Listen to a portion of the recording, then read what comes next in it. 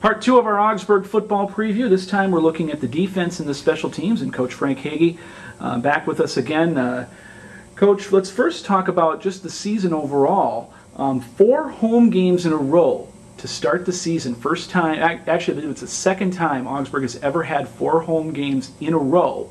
But this is the first time to start a season with 4 home games in a row. How important for you is to have this team get off to a good start in those 4 home games?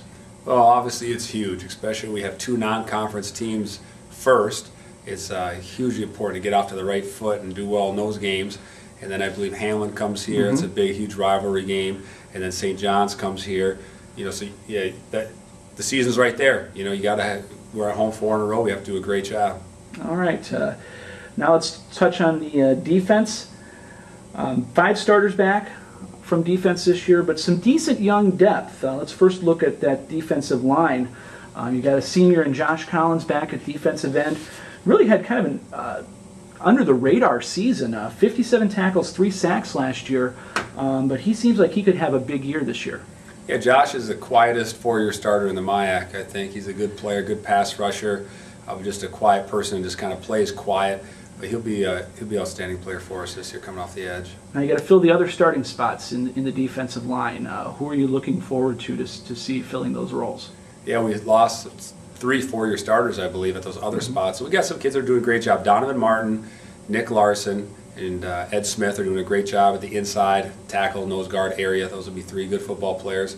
And then Aaron Perry, Tony Rickoff out on the edge are looking good at the other end spot. So we feel pretty good that we'll be pretty solid on the D-line. All right, the linebacking core, always been a hallmark of Augsburg's defense over the last few years. Big names coming out of that defensive linebacking spot, and you got a good one in Adam Mead coming back for his senior year. Just Mr. Consistency, 111 tackles last year, all-conference first team.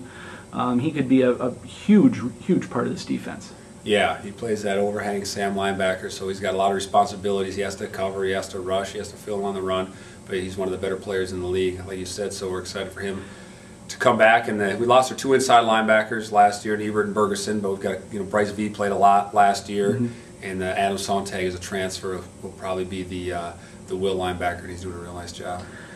All right, the defensive backfield, actually probably one of the deeper parts as far as starters back. You look at both your corners, Tyler Phillips, John Hibbs back, safety Dane Bates also back, and Hibbs and Bates, both co-captains, are showing some leadership.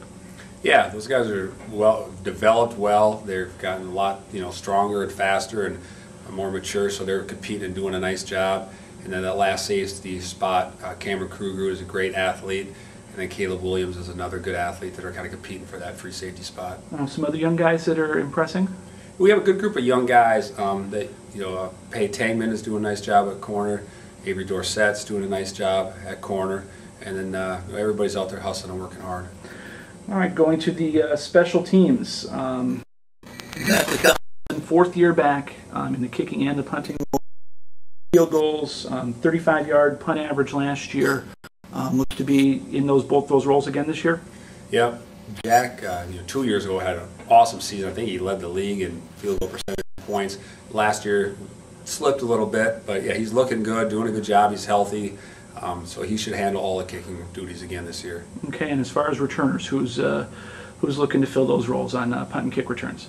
Punt and kick return, Munir Halamid will probably be our punt returner again. And then David Tilton and Wesley Watash will probably handle the kickoff return duties. I'll tell you, Wesley was really impressive in that game up in Canada. Returned a punt for a touchdown. Had a really solid game. Yeah, he was. He would have been the MVP of the game, I believe, if they had one. He was exciting. So he's been hurt in training camp. He's got an ankle sprain, but he'll be back. And he's kind of the wild card. He'll help us either as a receiver, DB, and/or kick returner once he gets healthy. All right, let's touch on the season overall. We already mentioned the first 4 games at home. Always a tough league to play in the MIAC.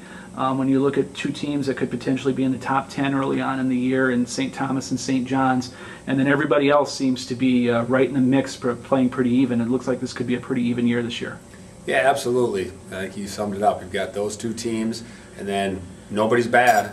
Everybody's the middle's getting thicker. The middle of the MIAC is getting a lot thicker, and so are we. So it should be some great games, a lot of close games. You got to win those ones at home and then knock a couple people off on the road. What do you think is going to be the difference for Augsburg to jump into that top 5, stay consistently in the top half of the conference, and get an above 500 record. Is there any subtle differences or anything that you see could be an intangible looking to that? We just need to be better on defense. We just need to be better and more consistent on defense. We've been good on offense. It looks like we should be pretty good on offense again, but our defense just needs to be more consistent and come up with some big plays, and we'll be right in the mix. All right, that's head coach Frank Haege. Again, the season getting underway, first of 4 straight home games at Edor Nelson Field, September 4th, Concordia, Wisconsin, here in Minneapolis. Thanks a lot, Coach. Thanks.